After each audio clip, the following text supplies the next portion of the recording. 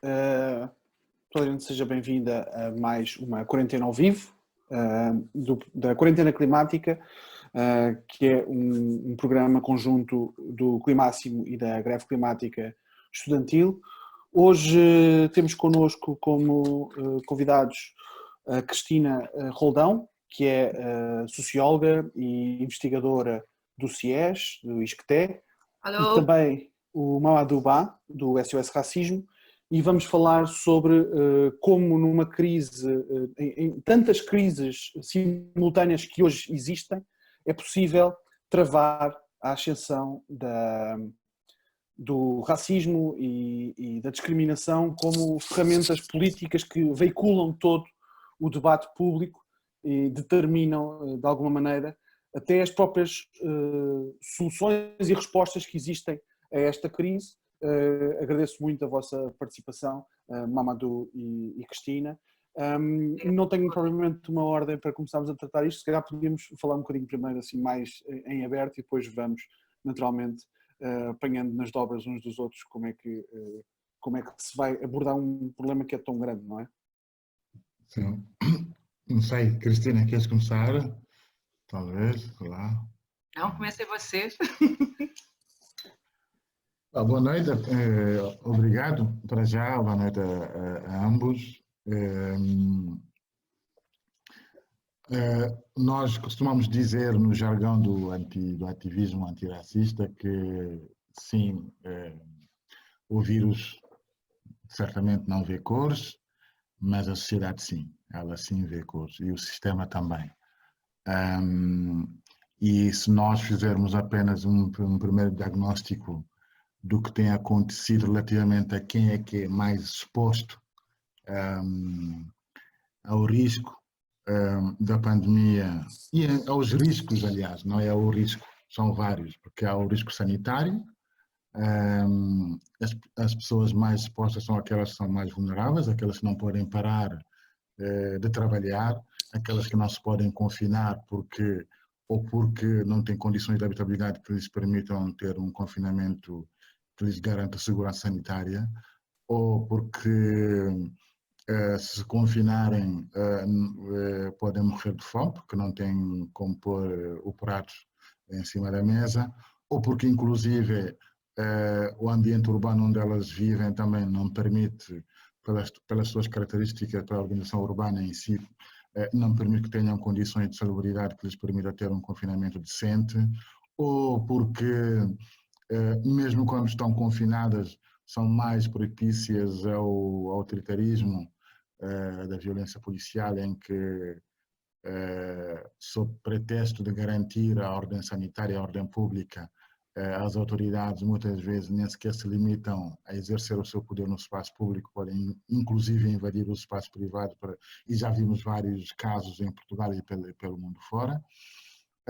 Portanto, evidentemente que a partir deste diagnóstico podemos dizer que nem todos estamos no mesmo barco. Há uns que para poderem estar confinados, alguns terão que manter a máquina económica a trabalhar e a sustentá-la.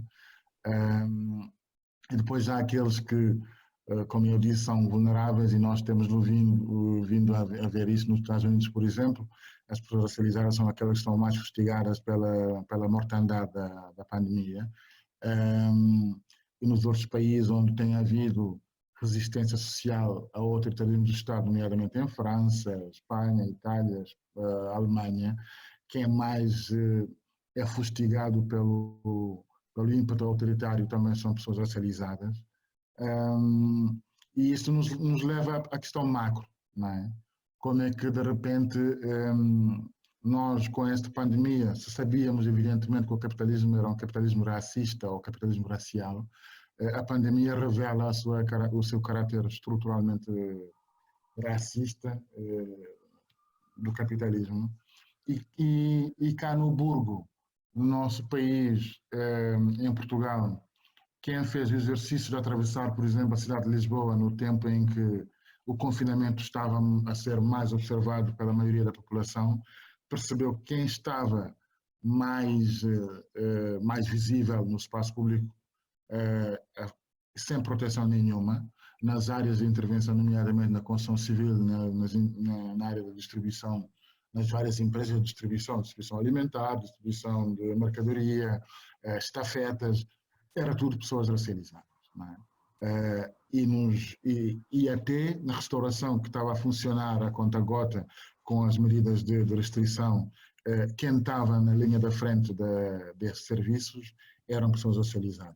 As linhas de logística, basicamente, não é? Logística, distribuição, manutenção. Exatamente.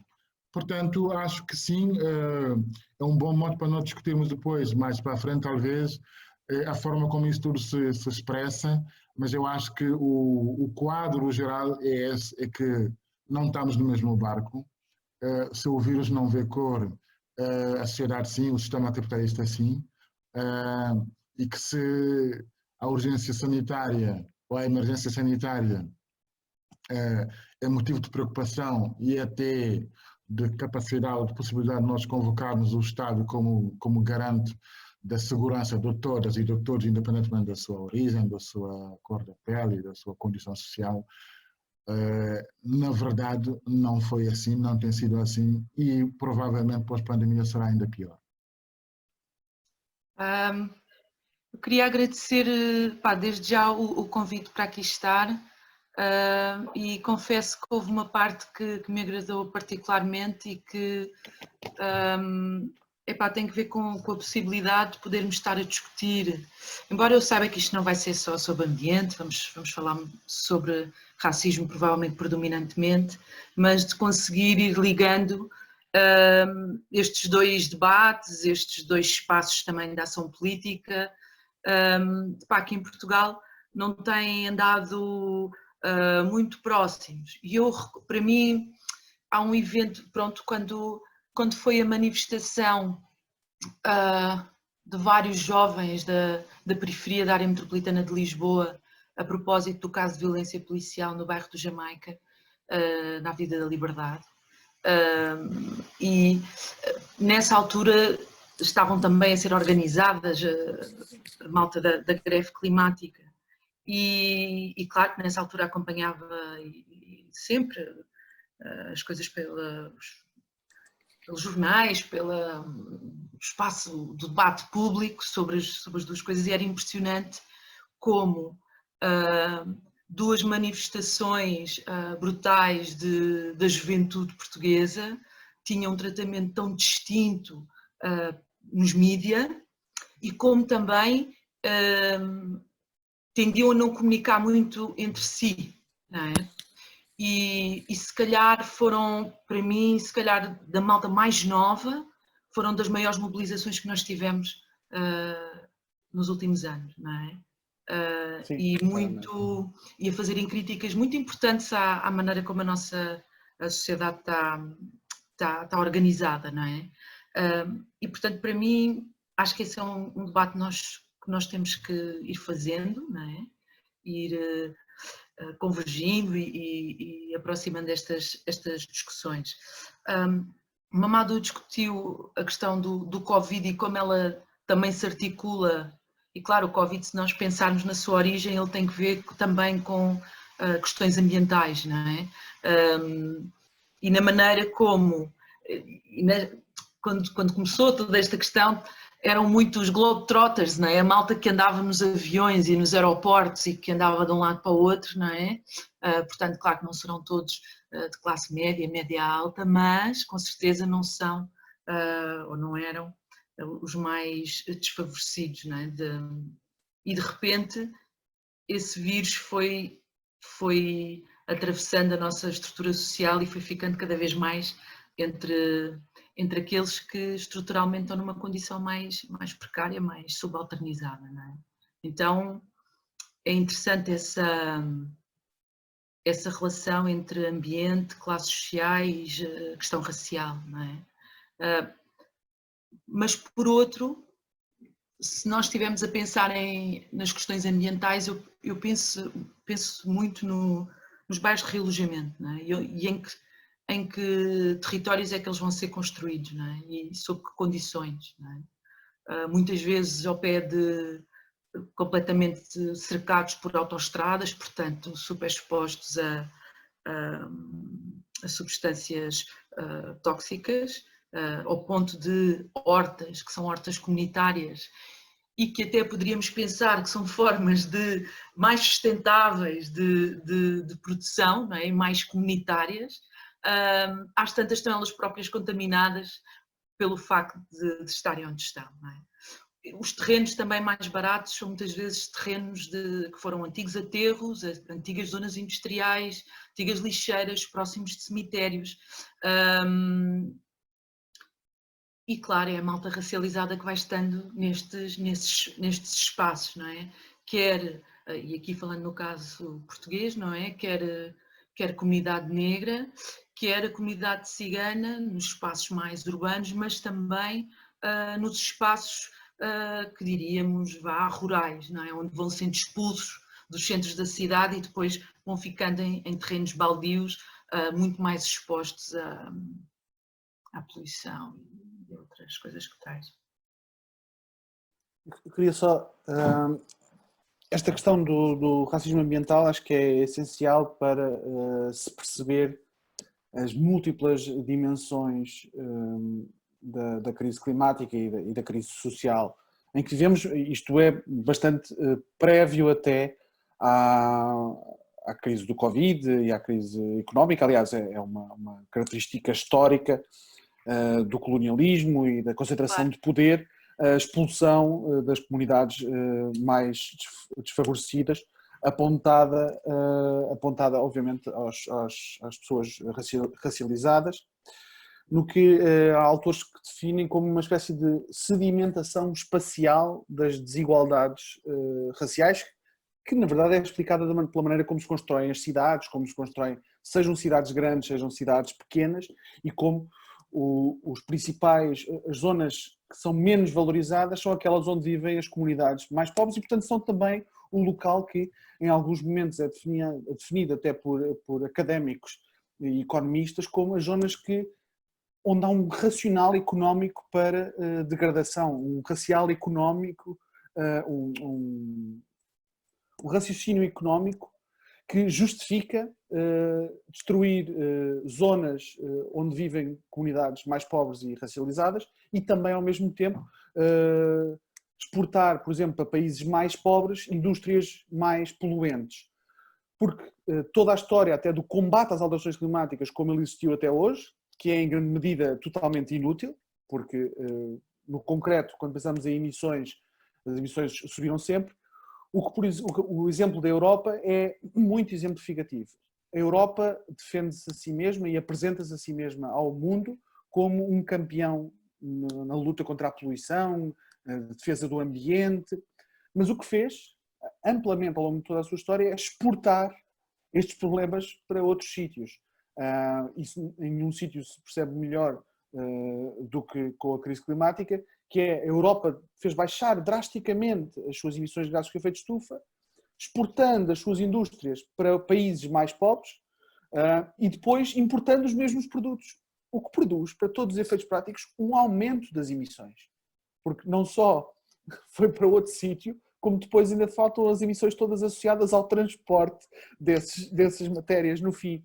E, obviamente, baseando-se na ideia de que há pessoas diferentes e que essa dicotomia e essa diferença não é só uma diferença, é uma hierarquia. Há pessoas que valem menos e isso é defendido economicamente. E acaba por estruturar não só um sistema económico, como uma visão do mundo.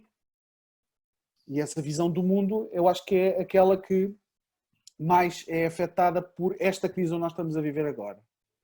Porque há uma crise social, uma crise de saúde pública, uma crise de desemprego, e tudo isto já se vê claramente, já existia antes, mas hoje o nível de pessoas em situação de emergência total, em filas de pedir alimento porque precisam mesmo, isso tornou-se algo muito mais evidente até no centro da cidade e não apenas na periferia onde isso chegou mais cedo.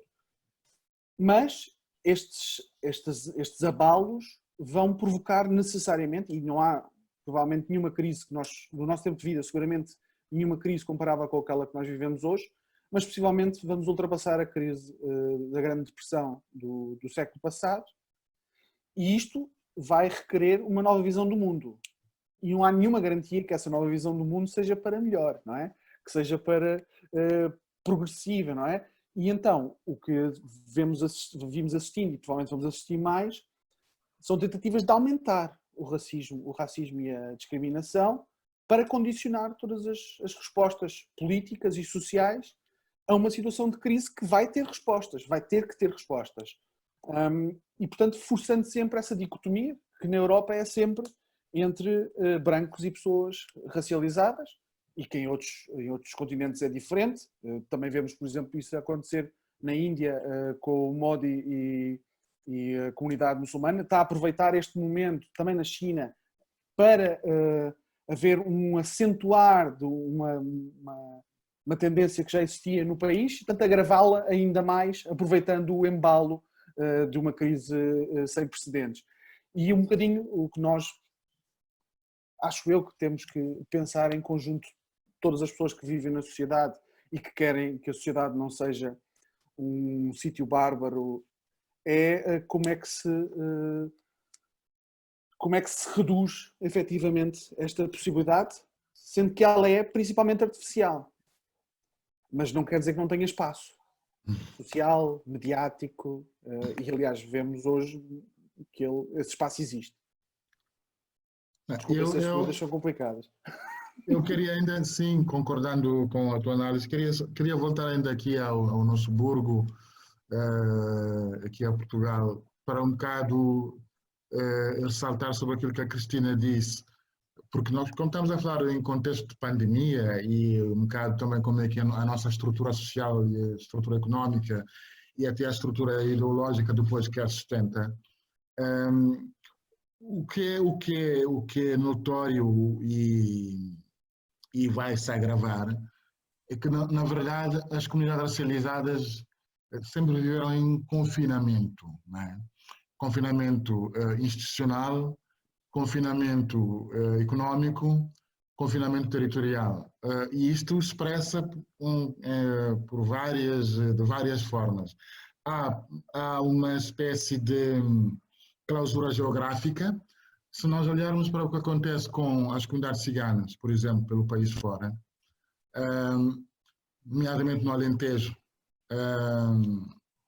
são autênticos campos de concentração, eu estou a medir as palavras, autênticos campos de concentração fora das cidades, em que as comunidades ciganas são instaladas junto de aterros ou antigas pedreiras e completamente isoladas do resto da urbe ou das urbes. Também uma vez mais a questão do racismo ambiental também. O racismo ambiental, claramente. Sim.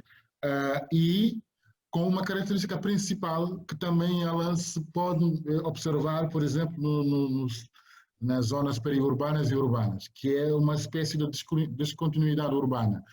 Nós olhamos, por exemplo, para a zona norte de Lisboa, Charneca, Ameixoeira, até há bem pouco tempo era uma zona, por exemplo, que só tinha uma carreira de transporte público, que servia para, que são mais de 50 ou 60 mil pessoas que viviam naquela zona. E esta clausura geográfica e essa descontinuidade urbana tem um propósito de organização social, porque estratifica, hierarquiza as pessoas e o seu acesso, porque quanto menor for a fluidez urbana, mais possível é conter essas pessoas, torná-las indesejáveis para aceder ao centro da cidade. E, ao mesmo tempo, permite também uma facilidade da repressão quando é necessário para conter essa possibilidade dessas pessoas poderem interagir com o espaço urbano no seu todo e usufruir das liberdades e dos direitos que isso proporciona. E há outro fator nisso, que também é um fator ambiental, mas que tem uma componente muito racial, que é, basta olhar para todos os bairros de realojamento, mas todos sem exceção. Não há nenhum que escapa a essa, pelo menos aqueles que foram feitos até finais da década de 90 e meados da primeira década desse milénio. Os materiais usados para os bairros sociais são materiais ambientalmente perigosos para a saúde das pessoas e para a saúde pública em si. O que levanta uma questão central sobre exatamente que corpos é que o sistema capitalista quer como carne para canhão para sustentar, não é? Para manter a sua máquina. E como é que nós, enquanto sistema político, também respondemos a isso na formulação das respostas políticas? Porque a Cristina apontava isso e bem, esta falta de convergência ou esta fraca convergência entre os movimentos que lutam para uma transformação radical das relações de força, ela prende-se, na minha opinião, com um grande problema que nós temos ainda, que é não termos assumido que a convergência política não é uma questão natural. Ela em si é uma luta, não é? E ela opera-se na estrita medida em que cada um dos atores, cada uma das áreas, cada um dos espaços políticos tem que se definir enquanto própria força para poder compreender como é que quer alterar as relações de forças que existem na sociedade e poder, sim, depois, sim, juntar as forças para derrotar o sistema, né, que oprime nas suas várias formas de expressão. E acho que isto ficou evidente ao longo do tempo e parece-me que pode vir a agudizar-se se nós não conseguirmos construir essas convergências. Isso só acontecerá se nós conseguirmos perceber. Não é possível fazer uma análise séria da crise climática e da opressão capitalista se não dermos alguma centralidade à questão racial. Porque quando tu falavas há pouco da Índia, ou quando a gente fala da África do Sul, ou quando falamos do Brasil, percebemos qual é a dimensão subjetiva que a raça tomou e incorporou o discurso fascista e internacionalizou este discurso fascista noutras latitudes, não é? Fora da Europa. Eu posso dizer de uma forma cínica que uma das maiores exportações ideológicas provavelmente do capitalismo racista e da Europa e do eurocentrismo é essa ideia de que a raça como dispositivo pode ser um instrumento do capital. Também gostava de... Há bocado contavam a fazer a ponto com a questão colonial, não é? E isso é mesmo... E esse é um ponto muito importante, não é? Porque esta lógica de quer dizer, o capitalismo ele só pode existir a partir destas condições de partida, que foi o colonialismo e a possibilidade de exercer uma lógica extrativista em toda a sua linha, desde territórios, recursos e corpos, não é? E, portanto, esta maneira de lidar com a terra, com os seus recursos, é muito semelhante à lógica que foi também utilizada e que ainda persiste muito no imaginário, de utilizar os corpos negros e os corpos racializados. E estávamos a falar do Covid e recordo-me que no início, né, quando a coisa estava a começar a rebentar, uma das ideias que apareceu nos mídias era que os negros teriam maior resistência ao Covid. Não é? E depois isso aparece apropriado por diferentes vozes, diferentes protagonistas, alguns que até nós não estaríamos à espera, não é? E fez-me lembrar também o Bolsonaro dizendo, bem, os brasileiros tomam banho no esgoto e tal, têm resistência, não é? Esta maneira de conceber estes corpos, que são corpos que podem sofrer mais, não é? E no fim ainda são mais resistentes porque eles são sempre olhados como uma máquina de trabalho ou um animal, não é? No pior sentido da palavra. E essa foi uma das coisas que me tocou também nesta fase toda do Covid, não é? Que era óbvio, todos nós sabemos, quer dizer, que o Covid haveria de afetar, quando a coisa começasse a consolidar, a coisa ia afetar os que estão numa posição pior na nossa sociedade, não é? Os que estão mais subalternizados, mais marginalizados, mais, não é? Mas ali, por uns momentos, de repente parecia, não, mas isto se calhar os negros até têm outra resistência, e houve quem tenha andado a fazer testes efetivamente sobre isso. E há bocadinho estávamos a conversar também sobre, pronto, neste momento estamos neste processo de pandemia e, de certa maneira, uma parte da agenda que nós diríamos da direita pode parecer que caiu por terra, não é? Porque se havia esta ideia do vamos liberalizar tudo e o Sistema Nacional de Saúde, bem, isto até é melhor gerido por outros e tal, não é? De repente a coisa virou, não é? E não virou só aqui, virou em vários sítios e tornou-se evidente a necessidade de um Sistema Nacional de Saúde público, mas também houve outras coisas que ficaram evidentes, que é esta ideia do Estado forte também, não é? E houve uma carta aberta até que escrevemos com várias pessoas, não é? E quando olhámos para o primeiro discurso do estado de emergência, não é? Em que se faz um apelo à coesão nacional, há um momento em que nesse discurso, não é, presidencial, que é dito que os portugueses existem há não sei quantos séculos, que já enfrentaram vários momentos difíceis e sempre conseguiram ultrapassar e vencer, e que há povos que não existiam nessa altura e que ainda vão desaparecer, não é? Os fracos, não é? E que ainda vão desaparecer e os portugueses continuarão. Não é? Para já, quem são estes portugueses? Não é? Que existem há não sei quantos séculos atrás, que é esta ideia de um grupinho genético que vem lá atrás, os lusos, não é? E que prosseguem até aos dias de hoje,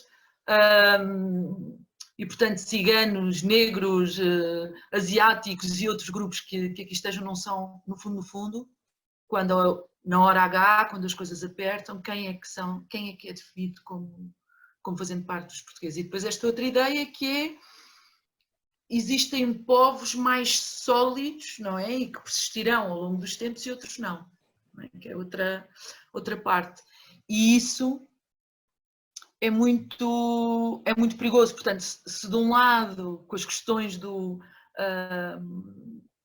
direitos e do Serviço Nacional de Saúde Público, parece que tivemos ganhos desse lado, neste outro, a coisa não é assim tão evidente. E vemos como o André Ventura, por exemplo, vai buscar uma ideia de que a comunidade cigana põe em causa o corpo, não é? O corpo da nação como um todo, não é? E, portanto, é preciso confinar. Porque eles não são a mesma coisa do que o resto, não é? Então, há aqui, estamos num momento de redefinição, não é? Já estávamos, mas agora há novos elementos. Sim, eu acho que é bastante clara a existência de uma aliança histórica, capitalismo, patriarcado e racismo, que é a maneira, as âncoras que foi possível ao capitalismo usar para poder, de facto, abocanhar uma parte da sociedade e juntar como seus aliados aqueles que antes já dominavam, não é?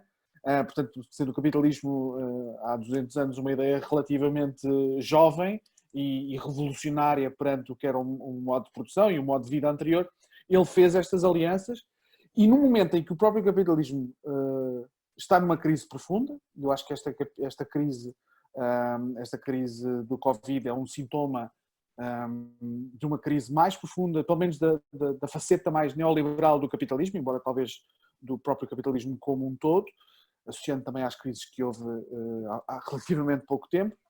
A verdade é que quando recua um pouco, há uma ascensão dos seus aliados.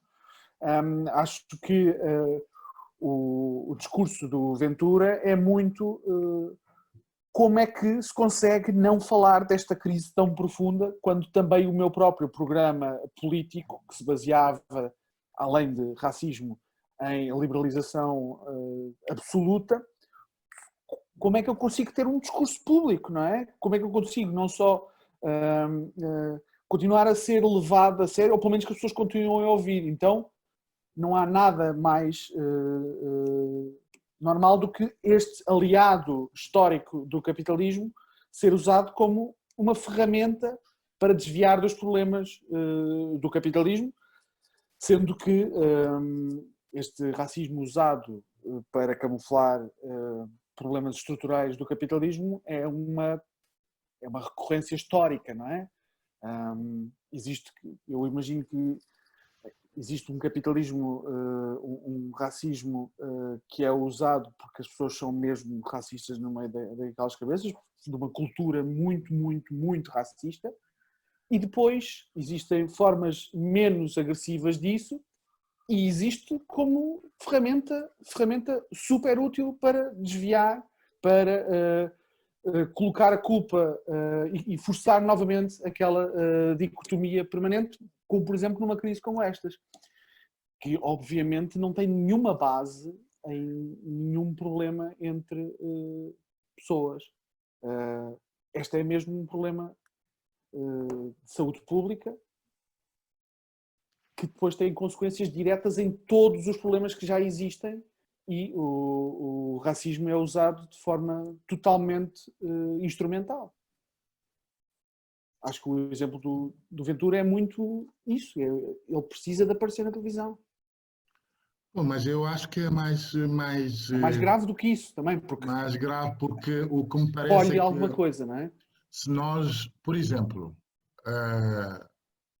obviamente longe de mim de acusar o primeiro-ministro de ser racista, né? E dar um exemplo concreto para como é que há uma porosidade política ou uma porosidade ideológica, né? Um discurso aparentemente imbecil, que é o discurso do Ventura, e um discurso responsável, um discurso assente na valoração dos adquiridos e das conquistas institucionais, democráticas, como num momento bastante importante do confronto com o fascismo nos últimos dias, fugiu a língua ao senhor primeiro-ministro, né? Quando ele lembrou, teve a necessidade de lembrar que os ciganos estão aqui há mais de 500 anos e que são tão portugueses como os outros, num hemiciclo em que um deputado já mandou para a sua terra uma outra deputada por ser negra, isto mostra-nos o quão entranhado está a narrativa perigosíssima, não é? Do que representa fazer parte ou não do tecido nacional. E como é que o nacionalismo é uma coisa que não é apenas a coisa mais óbvia que nós vemos através dos racistas, dos nazis assumidos, e como é que essa narrativa ajuda a consolidar uma ideia que a Cristina falou há pouco, por exemplo, quando o Presidente da República falou pela primeira vez para a nação, não é? Que é como é que isto é uma bengala para o capitalismo. O capitalismo sempre conseguiu racializar, digamos assim, as forças de produção, não é? Quando se diz que os negros ou os brasileiros que são mais resistentes ao Covid, o que indiretamente isto nos pode levar à escravatura, não é? Há corpos que podem resistir a todas as maleitas do capital para ele continuar a sobreviver, não é? Porque mesmo que esses corpos sejam violentados e que ao longo do percurso dessa violência percam vidas, há sempre o recurso necessário para alavancar essa produção, não é? E essa ideia está enraizada no imaginário coletivo. E é uma ideia bastante útil para quem quer evacuar a questão, a relação entre raça e capital, ou classe e raça, ou muitas vezes não querendo ver que sim, obviamente que nós não podemos falar de exploração laboral hoje e no passado, mas sobretudo hoje, sem pôr em cima da mesa a questão racial. Mas ao mesmo tempo nós percebemos que tornou-se muito mais cômodo evacuar a questão racial porque habituámos-nos a achar que quando digo habituámos-nos, estou a falar sobretudo do campo dito progressista, habituámos-nos a não dar importância à subjetividade na luta política. É o que faz ganhar o André Ventura. O que é que faz com que o André Ventura tenha sempre espaço, para além de ter a conivência do capital e dos mídias da burguesia, é porque ele percebeu que a subjetividade é uma coisa importantíssima para alavancar a ideologia capitalista. E conseguir identificar inimigos ou pessoas que possam ser consideradas como não apropriadas ao imaginário coletivo é uma coisa muito apelativa e não choca muito, porque já não é o tal racismo ordinário primário, não é? É no subtexto, não é? Ora, é por isso que a raça é fundamental, não como categoria biológica, mas como categoria política. E ou somos capazes de discutir, e com as divergências que possam surgir, mas com mais centralidade e com mais substância programática, ou nós vamos dar mais espaço à extrema-direita. Eu não tenho dúvidas, porque, por exemplo, o racismo anti-asiático, que sempre existiu em Portugal, está cada vez mais, não é, às vistas nas redes sociais. E, aliás, ganhou uma expressão institucional maior quando o Trump, não é, batizou o Covid do vírus chinês. Não é? E há muita gente que replicou essa ideia. E ela perpassa na narrativa cotidiana, popular. E isto prende-se com a força que a subjetividade tem na política. E é preciso que quem esteja a fazer luta contra a hegemónica, contra o discurso hegemónico, também tenha isso em consideração. Por causa de... Estava a pensar na expressão que o João tinha utilizado e se calhar começa aqui um bocadinho as nossas polémicas. Para aprender. Não, discutir. Também. Mas é esta... Eu sinto muitas vezes isto nestas discussões, não é? Que é, ok, chegamos a um ponto em que até estamos num debate em que se consegue reconhecer que existe racismo e que ele está articulado com o capitalismo, ok. Mas depois a questão racial tende a aparecer muitas vezes como se fosse uma espécie de questão secundária da qual o capitalismo se socorre e vai usando, não é? Ou seja, como se não tivesse uma espécie de espaço próprio, não é? E de existência própria, que obviamente que está intrinsecamente ligada até pelas razões históricas, não é? Com a maneira como o capitalismo surge, como ele se liga à questão colonial, como o colonial está ligado à questão global, e quer dizer, quem é que são os imigrantes que vêm, não é? Claro que não estou a falar dos expats, que não são considerados imigrantes, como é claro, não é? Mas como é que nós conseguimos, e isto um bocado por causa de estarmos a falar sobre as convergências e a necessidade, não é? Portanto, temos que isto sempre criando pontos para darmos conta de como é que os diferentes lados nos estão a entender, não é? E, portanto, parece-me que é necessário e temos caminho para fazer. Eu ao dizer isto não quero dizer que tenho aqui a solução no bolso, não tenho, não é? Tenho pensado sobre isso e outros têm pensado sobre isso também. Mas como é que nós conseguimos olhar para a questão racial, para a questão capitalista, articulá-la sem ter a tentação de subjugar por completo uma das opressões à outra, não é? Isto não é só uma questão teórica e analítica, isto tem efeitos depois muito concretos ao nível de capacidade de criar convergências e se criamos uma sociedade diferente desta, não é?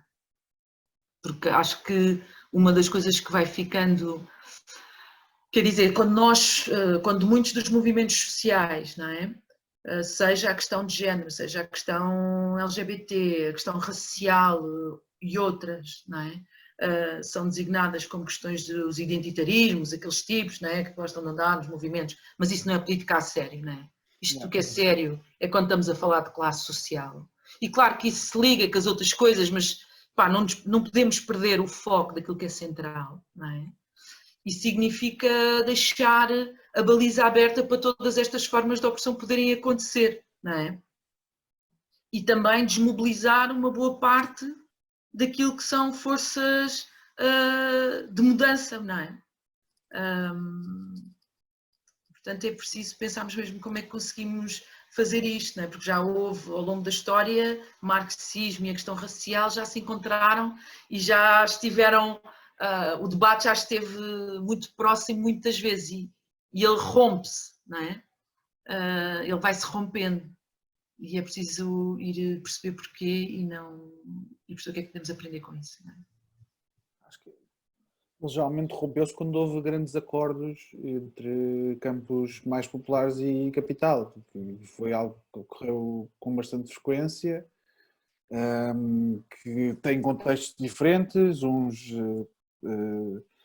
até se percebe o que acontece em pós-guerras, outros são simplesmente cedências que ocorrem politicamente e se vai tornando a norma. E isso tem um peso, não é? Cria uma história, cria uma história de separação, uma história de divergência, que às vezes é difícil de reconciliar, mas que calhou-nos a nós, neste tempo em que estamos vivos, não há grande hipótese para não resolver este problema, e gosto muito daquilo que o Mamadou disse, que um acordo político não é um acidente, ou é um trabalho que existe ou não existe, ou então até pode ser uma coisa assim esporadicamente e muito temporária, mas que não deixa nenhuma raiz, não deixa nenhum lastro para construir literalmente ideias de sociedade grandes e amplas e que possam corresponder às aspirações de centenas ou milhares de milhões de pessoas.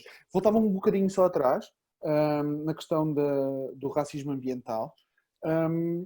Há uma questão associada à crise climática que vai trazer toda a questão do racismo e da discriminação ainda mais ao de cima.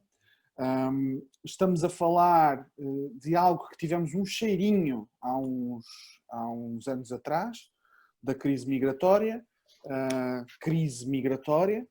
que foram, não sei, eu gosto muito de falar do processo que aconteceu na Síria como um exemplo acabado do que significa uma crise climática.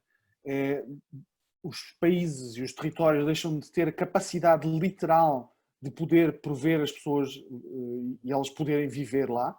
Há uma deslocação em massa de milhões de pessoas, a maior parte delas deslocam-se dentro do país, algumas delas deslocam-se para os países vizinhos, Jordânia, Iraque, etc. Chega à Europa um pequeníssimo contingente de 200, 300 mil pessoas. Depois há também pessoas de países do norte da África que também vêm passando este processo, embora não tão agudizado, porque não há guerra tão rápida como aconteceu com a Síria, embora haja conflito latente, que vai destruindo qualquer estrutura social, e isso provoca um terremoto político na Europa, provoca o aparecimento de extrema-direita, alavancando-se em coisas que já existiam antes, mas radicalizando drasticamente a extrema-direita. E há uma coisa inequívoca sobre a crise climática. Ela vai provocar fenómenos migratórios sem comparação histórica, porque os países e os territórios vão deixar de ser capazes de alimentar as pessoas. E isto vai acontecer de fora da Europa para dentro da Europa, mas também dentro da Europa para outros sítios da Europa. Isto é, a migração, que é uma característica que sempre existiu nas sociedades humanas, vai-se multiplicar muito rapidamente. E isto é, simultaneamente, isto é um contexto particularmente adverso para a realidade que temos hoje. Sendo que, apesar de tudo, neste momento, por causa do Covid, as pessoas, os refugiados foram fechados dentro de campos de concentração. O assunto foi desaparecido da comunicação social, embora ele exista, ainda existe com maior gravidade, aliás, com surtos às vezes nesses campos de refugiados, e que, Eu nem quero entrar por aí, porque passa tão pouca informação que eu só posso imaginar o pior. Mas a verdade é que esta é uma realidade que nós temos de pensar já. Isto não é uma coisa que vai acontecer só no futuro, embora tende a aumentar, mas é uma realidade que já existe. Posso dizer uma coisa? Eu há dias atrás voltei a ler um bocado o plano plurianual da União Europeia e constatei uma coisa no seu orçamento entre 2021 e 2027. E reparei em vários números que me chamam a atenção e que reportam para aquilo que tu estás a dizer. Este orçamento passa de 13 mil milhões para 34,6 mil milhões para a área da imigração. Ou seja, é um aumento brutal, é uma monstruosidade de dinheiro. 34 mil milhões para este plano plurianual.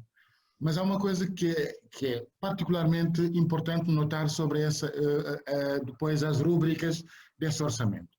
Desses 34 mil milhões, 9 mil milhões são para constituir a Guarda de Costa Fronteiras de 10 mil elementos. Este corpo de guardas fronteiras, só para o orçamento deste ano, tem cerca de 420 milhões. E agora, fazer essa comparação. Nesse mesmo orçamento, apenas 156 milhões estão destinados a catástrofes naturais para a Europa. 156 milhões. E 147 para ajuda pública ao desenvolvimento. Ou seja, evidentemente, o que é que vai acontecer? Com essa arquitetura orçamental da União Europeia, há duas coisas possíveis e que estão a acontecer. A primeira é que vai-se criar uma ideia de que há uma pressão sobre a Europa. Não é? E essa ideia de que há uma pressão sobre a Europa é uma estufa para a extrema-direita, mas ao mesmo tempo é uma estufa também para a classe capitalista, para a social-democracia e para a burguesia, que é dizer, olha, ou vocês se portam bem ou nós abrimos as portas. Aliás, a Turquia fez isso recentemente, chantageou a União Europeia a dizer, bom, vocês continuam a não fazer aquilo que a gente quer, e então a gente abre as portas e vocês têm uma invasão de imigrantes. E sabendo que a Turquia antes, em 2016, já tinha negociado com a União Europeia, tinha chantageado no fundo, um acordo de 6 mil milhões de euros para conter os refugiados sírios. E há aqui um problema, que é um problema mais ideológico, que é saber como é que nós vamos lidar com a questão da arquitetura da União Europeia em si. Não é? O que é a União Europeia? É um projeto geográfico? Onde é que estão as fronteiras da União Europeia? É um projeto político com contornos geográficos e com uma velha ideia de um império que se reconstrói para manter a sua influência geopolítica, tal e qual como o fez sempre ao longo da história? Ou é uma alternativa ao imperialismo como o conhecemos até agora? Pelos vistos, é a primeira versão sinistra do que foi até agora e adquiriu uma nova roupagem.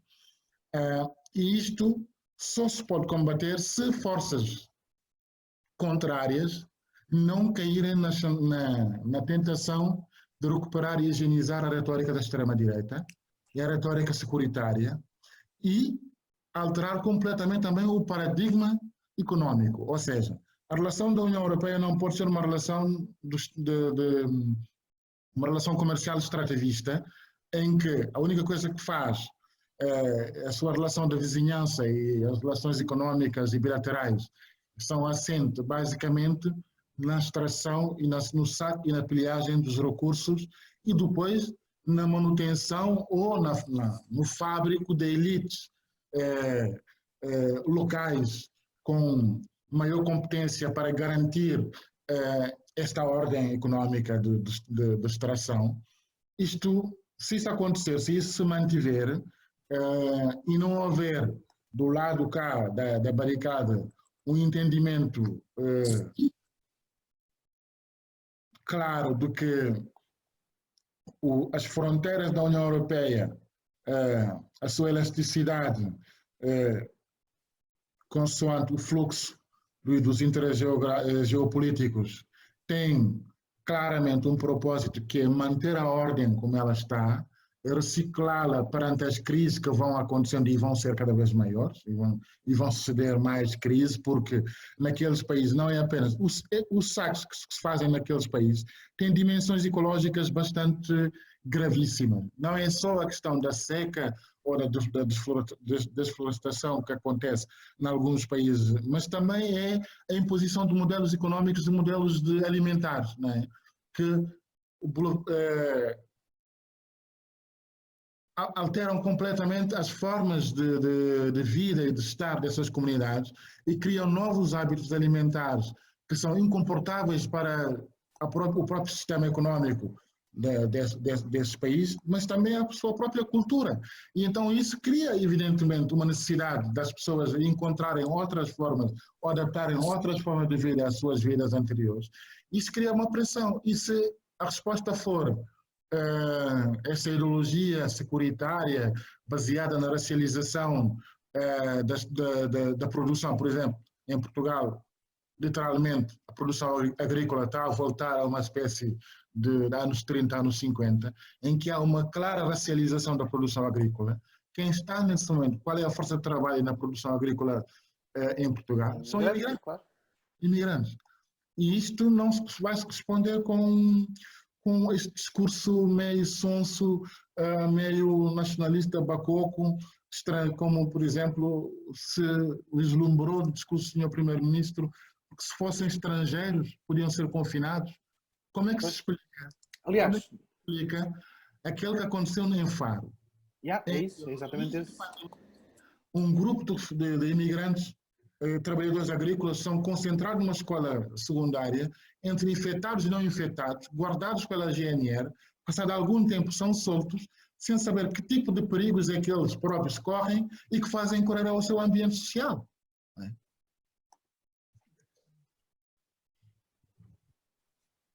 Enfim, tínhamos aqui muito para... E eu depois quero voltar um bocado sobre a questão do pós-Covid, sobre a incidência que isso tem, por exemplo, para as comunidades racializadas, a nível de rendimento, organização urbana, exclusão digital e não só, né? E exposição depois à fatura da crise, porque vem aí uma crise económica brutal para além da crise ecológica. E eu não tenho a menor dúvida de que as pessoas que vão ser despedidas, as primeiras pessoas a serem despedidas, vão ser as pessoas racializadas, porque são aquelas que estão em situações laboral precária. Aquelas que vão passar fome são aquelas que não vão ter emprego. E a maioria delas são pessoas racializadas. Aquelas que provavelmente vão ter os seus filhos com dificuldade no percurso escolar, porque as condições de precariedade no emprego, na habitação e no acesso aos serviços públicos são maiores. E, portanto, essas pessoas vão ser aquelas que vão sofrer o maior impacto da crise que vai resultar desta pandemia.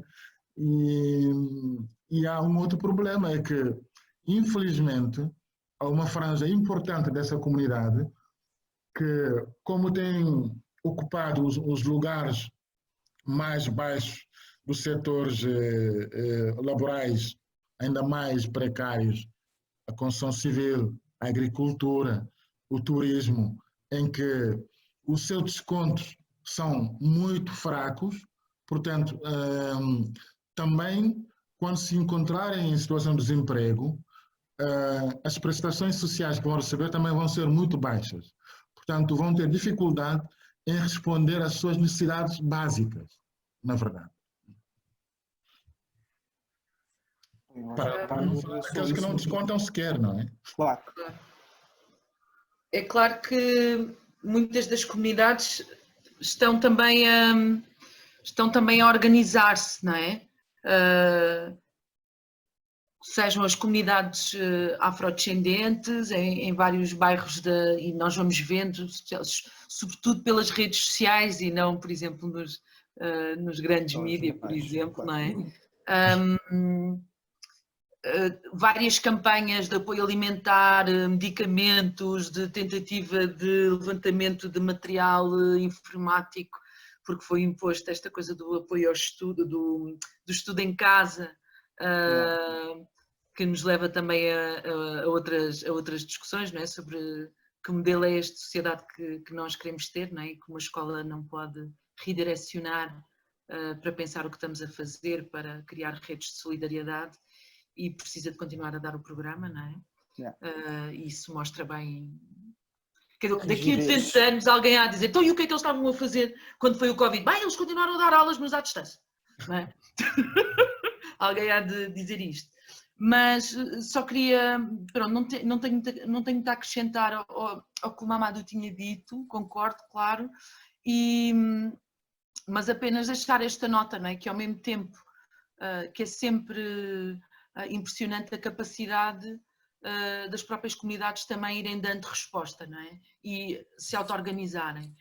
Quer estas campanhas que vamos vendo de apoio, assentes em redes de solidariedade, e elas são importantes não só porque fazem chegar cabazes alimentares às famílias, mas porque elas reforçam redes de solidariedade, de trabalho coletivo entre instituições, e isso é o tal, aquilo que fica de lastro, não é? Que estávamos a falar há pouco, mas também as comunidades ciganas que também o têm estado a fazer, e é impressionante a resposta, por exemplo, que também conseguiram dar em poucos dias, não é? E dentro daquilo que são os espaços que nos são relegados, as redes sociais, não é? Uma contra-resposta brutal à proposta racista de confinamento do Ventura, não é? Portanto, e isso também é importante de frisar. Pegando um bocadinho no que vocês disseram, a resposta que a União Europeia tem neste momento para os problemas ou pelos fenómenos migratórios é claramente um reforço monumental do orçamento e, portanto, dá uma prioridade política inequívoca a essa narrativa e reforça. E isso é um problema monumental porque todo esse dinheiro é dinheiro que é desviado de coisas essenciais que deveriam estar a acontecer. Outro fenómeno que me deixou, foi bastante divertido, por assim dizer, foi, por exemplo, o desespero na Inglaterra por causa de falta de migrantes para apanhar a fruta. Então eles mandaram fretar aviões que iam à Bulgária apanhar, e à Roménia apanhar apanhadores de fruta.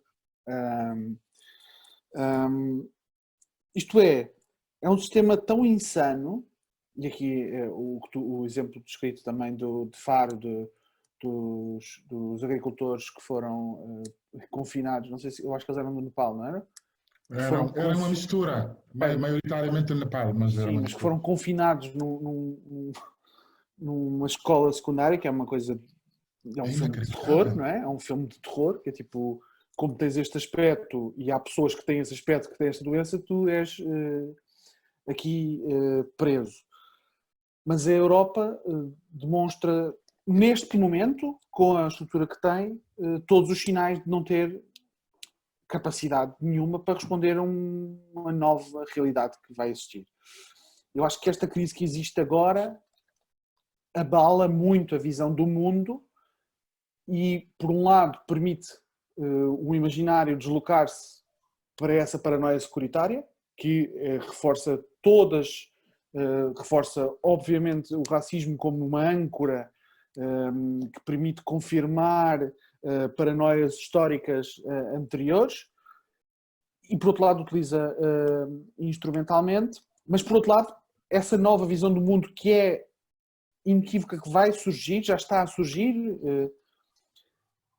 pode caminhar no sentido contrário. E o problema da crise climática é que ela precisa, qualquer resposta à crise climática precisa que ela caminhe no sentido contrário. Porque o que o capitalismo faz é deslocalizar coisas para o outro lado, como se isso tivesse algum impacto na crise climática. Não tem nenhum. Nenhum. Quanto muito dá para fazer contabilidade criativa. Tipo, mas a física, a química estão-se um pouco borrifando para se as emissões saíram da Europa, da China, da África do Sul ou da Austrália. Tem exatamente o mesmo efeito. E eu acho que uma questão importante, eu acho que o movimento pela justiça climática, e especialmente o reforço que ele recebeu no último ano, com milhões de jovens que começaram a participar em todo o mundo, ele revelou algumas características de estar preocupado com este assunto. Embora não tenha sido o assunto central, não foi nunca um assunto desprezado. Mas é um assunto, por exemplo, eu acho que em Portugal teria sido muito interessante alargar muito mais o movimento pela justiça climática, nomeadamente para o campo dos bairros onde vivem comunidades principalmente racializadas, onde imagino que também haja muitos outros problemas que se põem à frente das comunidades, e tu estiveste a falar agora da capacidade nestes bairros de criar redes de autoajuda, que é a auto-organização, mas que é algo que já existe há muito tempo, não é? E que numa situação de emergência surge com muito mais força e com muito mais importância. Eu tenho uma pergunta que é mesmo como é que nós ajudamos que este movimento, que claramente mostra muita abertura para isso, tenha muito mais força nesse campo, tenha muito mais capacidade de articular ativamente nesse campo. Desculpa, uma vez mais eu faço perguntas no milhão. Não há varinha mágica. Não há varinha mágica, com certeza. Estamos à procura sempre de pistas. Eu acho, eu respondo como comecei. Acho que se nós partimos do princípio que não devemos naturalizar convergências porque elas não são adquiridas tendo em conta as circunstâncias particulares e materiais em que se encontram a cada fase, a cada luta de cada grupo oprimido, e então podemos definir estrategicamente, né, qual é a nossa principal orientação e qual é taticamente, que tipo de elasticidade e inteligência tática temos que ter para ter um horizonte estratégico que possa fazer com que nós possamos acumular forças e criar maior consciência política. Consciência política significa ser claramente consciente de que o mundo como ele está, ele é inviável do ponto de vista, portanto, da sua sustentabilidade, e ele só será sustentável se quem o habita também tiver as melhores condições, ou seja, o mundo não for um lugar perigoso para si, e isto é um trabalho de longo prazo, não é? Ou seja, é quase como diria o Ben Said, trabalhar um bocado para o incerto, mas ter do seu lado a convicção de que quem quer fazer isto tem que estar também disponível a expor-se, não é?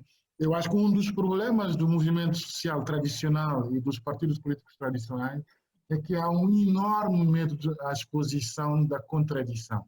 E nós esquecemos de uma coisa sempre quando falamos da questão racial. Eu volto a isto porque parece-me importante para os nossos setores, é que é impossível combater o racismo se não tivermos capacidade contra-hegemónica. E a capacidade contra-hegemónica, ela parte de vários sítios. Primeiro, fazer o que estamos aqui a fazer, ou seja, discutir, aprender, formar-se, é fundamental isso acontecer, porque é dessa maneira que nós disputamos também contra a hegemonia, e depois, outra coisa é nós termos a capacidade de aprender a refletir com, não é refletir para, nem ou refletir apenas sobre, não é? E isto é fundamental, porque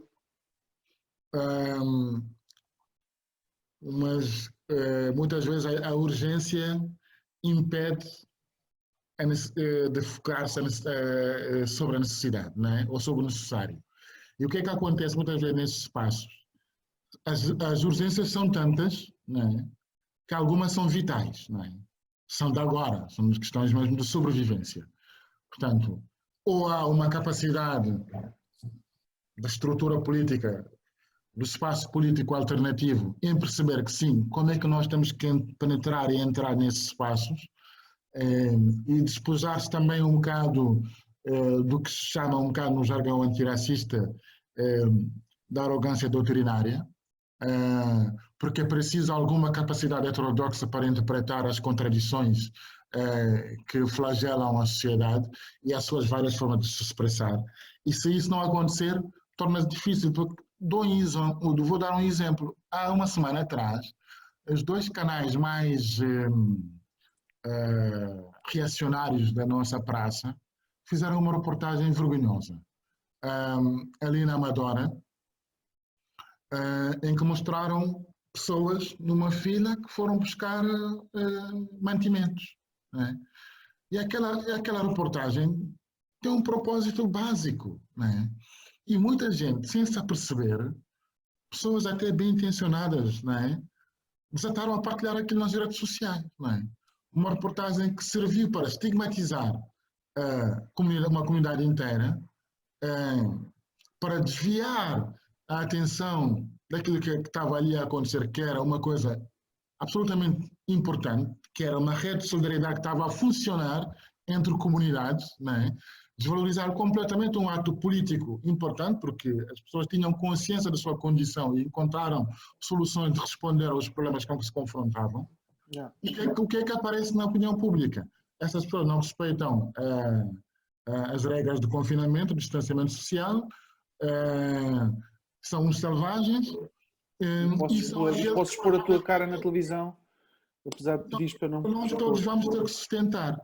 E eu acho que esta inteligência é necessária, não é? Mobilizar essas inteligências entre nós, entre os vários setores que estão em campo, são fundamentais. E depois, obviamente, eu acho que também é preciso dar algum tempo, não é, de maturidade dessas relações, ou seja, não forçar as convergências. Isso é uma aprendizagem que temos que ter, ir cultivando o espaço da aproximação, criando centralidade sempre na agenda global desta questão, porque essas pessoas já não querem ouvir injunções sobre como é que tem que se mobilizar, não é? Querem saber que tipo de respostas é que as organizações querem trazer e querem construir com elas. E muitas vezes os tempos políticos não são simétricos, não são simétricos. Portanto, é preciso alguma inteligência tática para nós chegarmos a isso. E depois também alguma honestidade política, evidentemente, não é? Perceber que não temos muitas vezes estado à altura das circunstâncias e alterar aquilo que é possível alterar. E há alturas em que também é possível e é preciso deixar que aconteçam dinâmicas próprias da organização para depois perceber como é que elas podem se encadear na dinâmica global da organização para alterar as relações de força. Pois, bem, não, é óbvio, não há receitas, não é? Mas acho que das coisas que se pode começar por fazer, pelo menos, para não cair em nenhum tipo de instrumentalização, de apropriação, não é? É promover estes espaços de diálogo, não é? Tentar olhar para aquilo que já se faz sobre outras lentes, não é? Sei lá, nos diferentes manifestos que foram escritos até ao momento, dentro dos diferentes movimentos, até que ponto é que a questão ambiental está presente ou não, a questão do clima, não é? Como é que poderia estar, não é? E ir criando também formas de podermos estabilizar encadeamentos destas diferentes ideias, não é? Que me parece importante, não é? Porque são questões complexas, obviamente, não é? E são muitas vezes universos que não se cruzam, não é? Quantos jovens negros e jovens ciganos estavam na greve climática? Não é? E quantos jovens da greve climática estavam na Avenida da Liberdade? Não é? E, portanto, precisamos de criar acho que antes de mais, não é? Criarmos a disponibilidade para e efetivamente criar esse tipo de espaços, não é? E só vou dizer uma coisa aqui, uma provocação, mas eu acho que há uma necessidade urgente.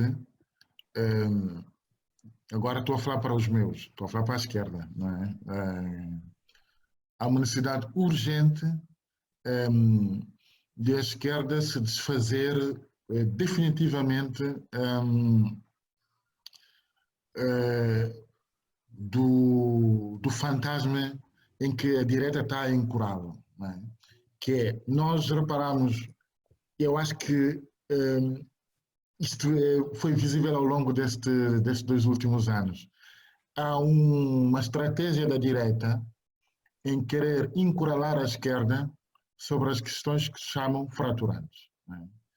Para lhe fazer uma chantagem que só lhe dá a ele uma vantagem relativa na disputa sobre a contra-hegemonia, que é dizer que a esquerda está a deixar-se perder por agendas que não são centrais naquilo que é a sua tradição. E há uma esquerda que está a tentar cair nessa chantagem, porque sempre que surge em cima da mesa a questão do identitarismo, nós vacilamos. Ora, as pessoas que nos acusam de promovermos agendas identitárias são aquelas que fazem dela um instrumento político. Se há um espaço político que usa a identidade como forma de regimentar e de fazer contra-hegemonia, é a direita, não é? Eles e nós, não é? Portanto, é tempo da gente perder este fantasma, porque é um fantasma que eles conseguiram meter, é uma minhoca que meteram na cabeça da esquerda. E é uma perca de tempo, porque, obviamente, qualquer militante antirracista, consciente, sabe que não há nenhuma luta antirracista que não seja anticapitalista. Uma luta antirracista séria só pode ser anticapitalista. Portanto, a questão da identidade no debate, no confronto e na forma como nós mobilizamos força para a transformação das relações de poder, ela é meramente instrumental. E é enquanto tal que ela tem que ser encarada pela esquerda. Se ela não quer ficar a entregar completamente o quinhão à direita, não é? O que é que leva o André Ventura a achar que ele pode chantagear a direita para endossar a sua agenda na Assembleia da República sobre o confinamento? É porque ele percebe perfeitamente que é um campo aberto, não é? Para ele poder instrumentalizar o medo que a esquerda tem sobre a questão identitária e que a direita tem o rabo preso sobre esta questão. Se ele for o mais assanhado possível nessa dimensão, ele consegue capitalizar a fratura e ir buscar as partes mais reacionárias do setor da direita e deixar um bocado a esquerda à nora, não é? Portanto, eu acho que a gente tem que deixar de perder tempo com essas discussões.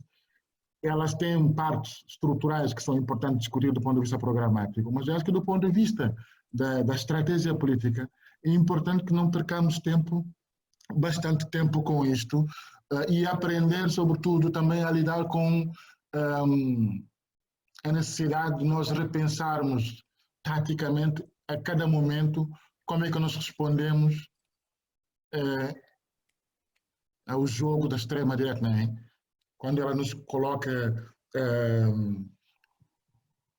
digamos assim, armadilhas, não é? Armadilhas táticas, nós temos que saber responder a isso, porque nenhum jovem dos bairros vai admitir receber um recado de uma organização tradicional a dizer que tu estás a fazer assim um assado e estás a apostar pela tua... Quando essa pessoa precisa primeiro ela própria de ter consciência de que ele faz parte da comunidade política, não é? Portanto, o problema dele não é sequer dizer que ele é de origem cabo-verdiana, não sei o quê, mas ele quer ser reconhecido enquanto tal.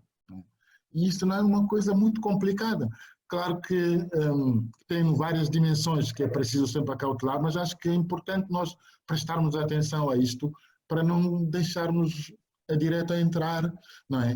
E fraturar um bocado a possibilidade que nós temos de construir mais convergência numa altura em que vai ser cada vez mais necessário.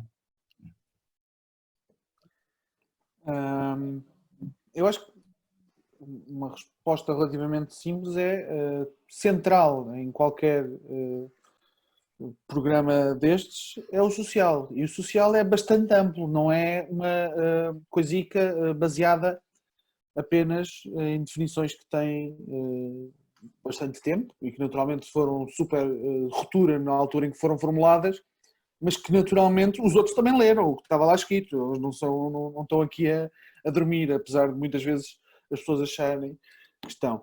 E isso também explica muito porque é que o movimento, por exemplo, é um movimento pela justiça climática, não é um movimento do combate às alterações climáticas. Isso é um processo histórico. Não, o combate às alterações climáticas que não tenha como no seu centro o combate pela justiça social não é o combate onde a maior parte das pessoas queiram estar envolvidas. Embora, além disso é impossível também, mas ainda além disso existe muito isso e isso é um campo de batalha também dentro deste movimento. E eu agora não sei se vou criar mais um problema. É que vocês falaram, obviamente, da necessidade de ter tempo e de o tempo ser uma questão importante na consolidação de programas, de alianças, de articulações. E a crise climática apresenta um fator novo, nomeadamente o fator de que isto não pode acontecer daqui a uma geração. Não. Se nós levamos por bom, e normalmente o que podemos dizer da ciência é que ela geralmente é conservadora, nós temos 10 anos para cortar 50% das emissões de gases com efeito de estufa à escala global. O que será, posso dizer-vos, a maior revolução a que a humanidade alguma vez assistiu, se for concluída. Se não for, coloca-nos em cenários que nós, quer dizer, são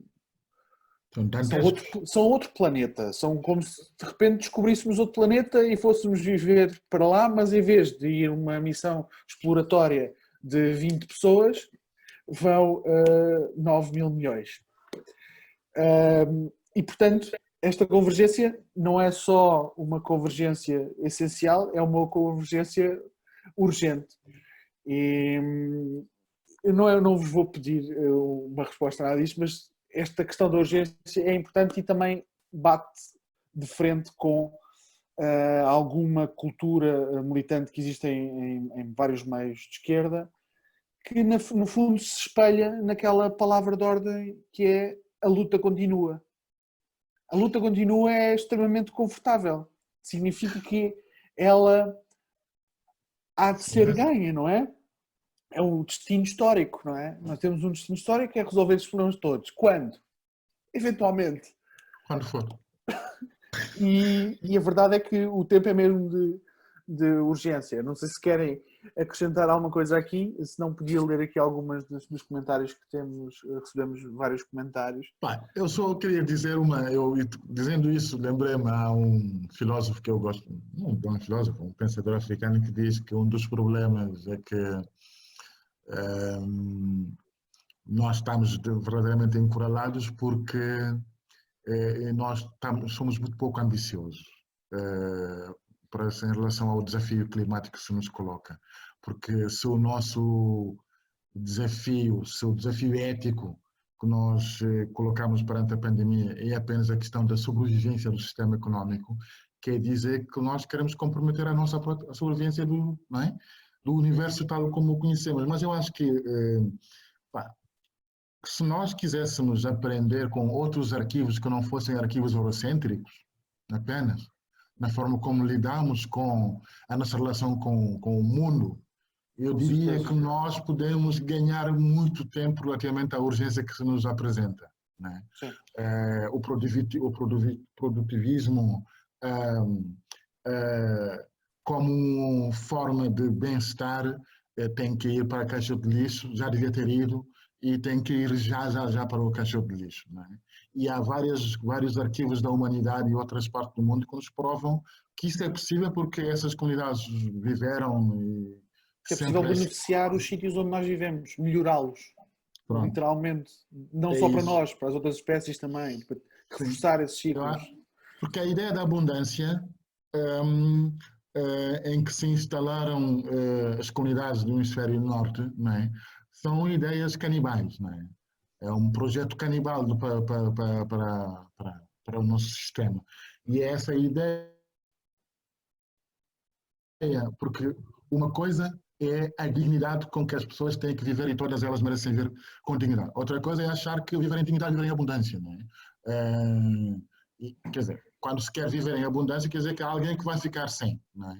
E há a altura em que já não chega para toda a gente, não é? E é isso que está a acontecer. Eu acho que esta urgência também está em cima da mesa, não é? E acho que há outros arquivos humanos que se podem convocar para responder a isso, não é? Outras formas de estar e de viver no mundo.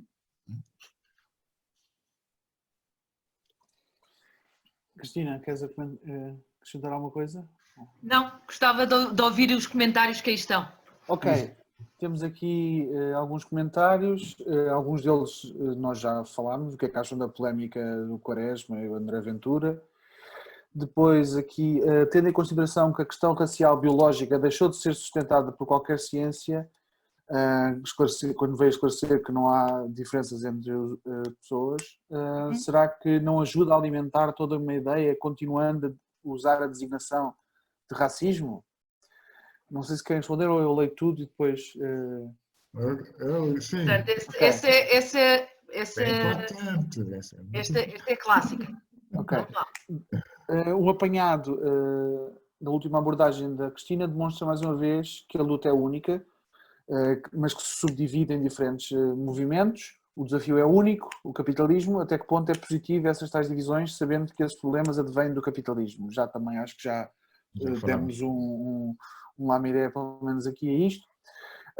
Subscrevo, o capitalismo marginaliza e segrega. Nos Estados Unidos a população mais afetada são os migrantes hispânicos, afrodescendentes, mulheres, habitantes de bairros periféricos, Brasil idem. Gratos pela vossa lucidez. Okay. Já estamos a ler os elogios e tudo.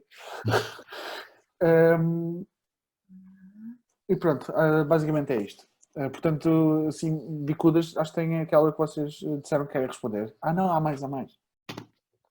Não, há duas pelo menos. Força. Nossa, Cristina. Racismo, e a questão das fraturas. Ok. Sobre a questão do será que... Esta é uma questão que está sempre a aparecer, não é? E é porque ela realmente é importante nesta discussão. Quando se fala em raça, obviamente que não se está a falar em raça no sentido biológico ou genético, não é? Está-se a falar de raça como construção social, construção política, construção histórica, não é? E é na medida em que ela é relevante para a forma como as relações de poder se constituem nas nossas sociedades, não é? Interferindo no nosso imaginário, interferindo nas relações económicas, interferindo na forma como as instituições do Estado vão operando. Portanto, tendo diferentes formas de se manifestar, não é? Ao nível da nossa organização social, nós precisamos de a nomear para poder falar sobre ela. Não é? É óbvio que a ideia, o grande objetivo, é um dia que isso não seja importante. É um dia eu poder ser só, não é, uma pessoa. Só que atualmente isso ainda não pode ser. E, portanto, pedir ou sugerir que devemos silenciar a questão racial, não é? Porque ao falar dela, ou ao falar tanto dela, será que não estamos a suscitá-la e a criar maiores condições para que ela exista? É pedir a quem sofre o racismo para sofrer calado. Não é? E, portanto, não é possível. O que nós temos que fazer é falar sobre isso, discutir a questão e, claro, estarmos empenhados, não é só usar por usar, não é? E estarmos empenhados em transformar a sociedade. A ideia é que isso não seja necessário, mas neste momento, e como fica tão evidente, nós demos aqui vários exemplos, não é? Se nós não pudéssemos falar, ou não quiséssemos falar sobre a questão racial, há toda uma dimensão de violência, de desigualdade nas nossas sociedades que pura e simplesmente não seria nomeada, não é? E portanto, nós temos que o fazer, não é? Colocando sempre com cuidado de referir que não é uma questão biológica, que não é uma questão genética, que é uma construção e que precisamos dela exatamente para poder ver, não é? Para poder identificar. Porque enquanto eu não consigo falar sobre o problema, eu com certeza não vou conseguir resolver. Mesmo falando sobre ele, será difícil resolvê-lo. Mas sem falar dele, então, aí é impossível. Não é? Depois havia outra questão, que é, sabendo que tudo isto, como é que era? Mais ou menos, sabendo que tudo está ligado de alguma forma ao capitalismo, será que o estar a criar estas subdivisões, não é? Não faz com que este movimento tenha dificuldades, não é? Ou não... Uma coisa assim. É uma coisa assim, não é? O desafio é único, Não é que capitalismo, não há até aqui que ponto ninguém... é positivo estas tais divisões, sabendo que esses problemas advêm do capitalismo? Pois, está aí logo esta ideia, né? Que foi aquela questão que nós estávamos há bocadinho a discutir. É um bocado histórico Que é, também, não é? Uma coisa é eu dizer que patriarcado, racismo e capitalismo se articulam de uma forma muito particular e parasítica, não é? E que isso beneficia o capitalismo, mas beneficia também o racismo, mas beneficia também o patriarcado. machismo, não é? Uma coisa é eu dizer isto, outra coisa é eu dizer que o capitalismo é a fonte de todas as coisas, não é? E portanto, eu aí discordo, não é? Discordo dessa perspectiva. E depois há outra que é, ninguém aqui está a criar as subdivisões. Elas existem. Elas existem. E é por isso que as pessoas negras sabem que sofrem racismo. Elas também sabem que têm um problema de classe, não é? Que o capitalismo as explora e que no fundo a questão económica é muito relevante. Mas elas sabem que sofrem racismo. As pessoas ciganas também. As mulheres sabem que sofrem machismo também, não é? E portanto, estamos sempre à volta, o querer, como é que eu ia dizer, contornar este passo difícil que é, como é que nós conseguimos dentro desta diversidade toda de lutas, criar alguma espécie de unidade que será sempre uma luta, como dizia o Mamadou e como dizia o Amilcar Cabral também, não é? Nós não podemos encurtar ou contornar esse passo, nós vamos ter que o dar. Porque se criamos aqui uma ficção de unidade, não é? Pode servir a alguma coisa momentaneamente, mas não vai resistir um longo tempo, não é? É só. A Cristina respondeu muitíssimo bem a isto. Só queria dizer duas coisinhas sobre a questão da raça, não é? Há uma camarada nossa, Catarina Samari, que costuma dizer que a raça não existe, mas ela mata. E é um facto, porque biologicamente ela já está cientificamente derrotada. Agora, e não é por acaso que, se vocês repararem, eu acho que isso, lá está a importância da luta pela hegemonia, também pela contra-hegemonia. Hoje em Portugal toda a gente adotou duas nomenclaturas que estavam ausentes do debate público. Afrodescendente, pessoas racializadas. É uma conquista do movimento. E pessoas racializadas... Racismo institucional de vez em quando e branquitude. Branquitude, esses termos todos. Porquê? Porque racializadas, porque efetivamente elas, como dizia o Fanon, eu, enquanto homem, eu não caibo na minha cor da pele, mas eu sei que ela determina o meu lugar na sociedade. Portanto, a minha pessoa, enquanto sujeito político, não caibo na minha cor da pele, por ser negro, e sou mais coisas do que além de ser negro. Mas eu sei que o facto de ser negro determina o meu lugar na sociedade. Não é?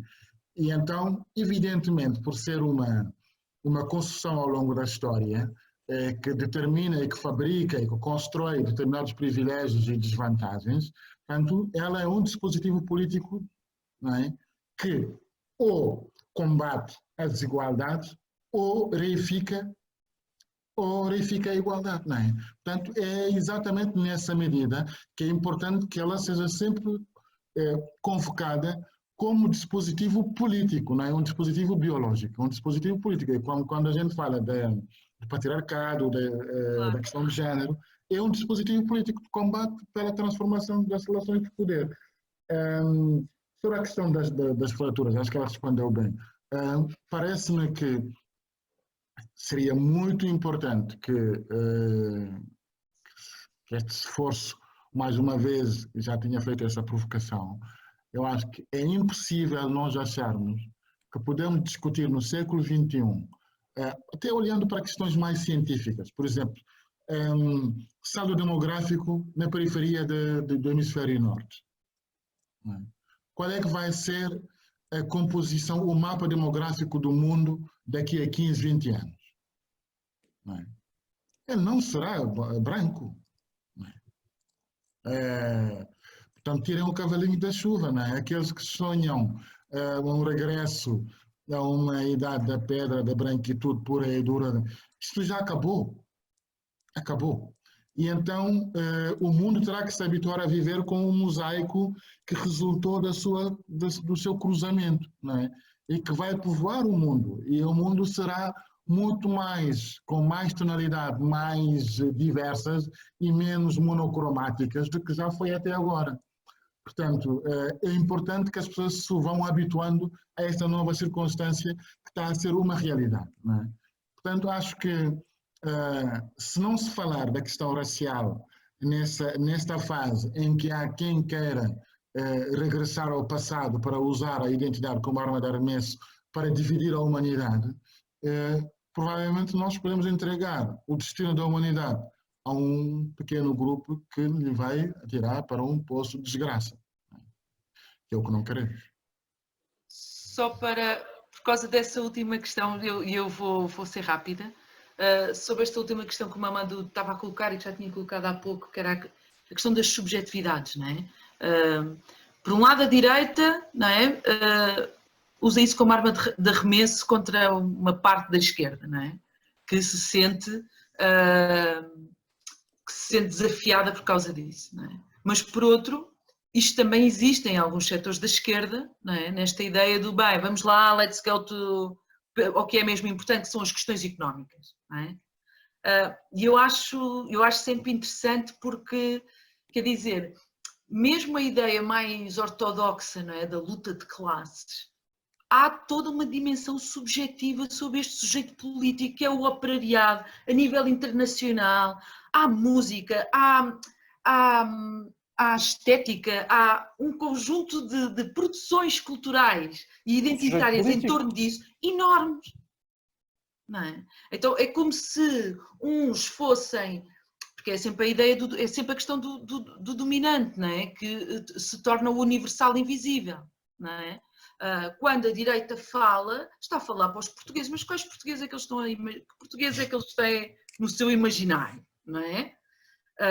E dizem que é para todos os portugueses. Depois quando começamos a ver, espera aí, não é bem todos, não é?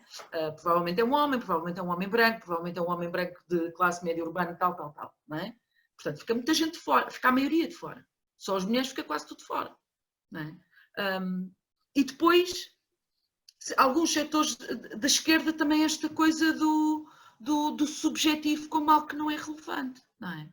Como boa parte da sua luta foi construir exatamente uma ideia de unidade a nível internacional, que se fez muito através da cultura. Não é? Não estou a dizer que é só isso, não estou a dizer que é só o mais importante, estou a dizer é que não se pode pensar que isso não faz parte também das outras correntes. Muito bem, antes de fazer aqui as despedidas, a Sara Monteiro falou de uma coisa que tu já levantaste, Cristina, que é as manifestações contra a violência no Jamaica e depois a manif da greve climática e a diferença. e a adesão que foi grande, mas claramente com composições diferentes. Apesar disso, há que reconhecer algumas coincidências, deveriam ser muito mais, e acho que isso é uma coisa que é preciso falar de parte a parte, que é estes assuntos não são assuntos da outra parte. Os dois assuntos são assuntos das duas partes. Tem a ver com o mundo em que, quando estamos a falar então de jovens, com o mundo em que nós todos e todas vamos viver e em que já estamos a viver. E são assuntos que não são indissociáveis, como também acho que a nossa conversa deixa totalmente evidente.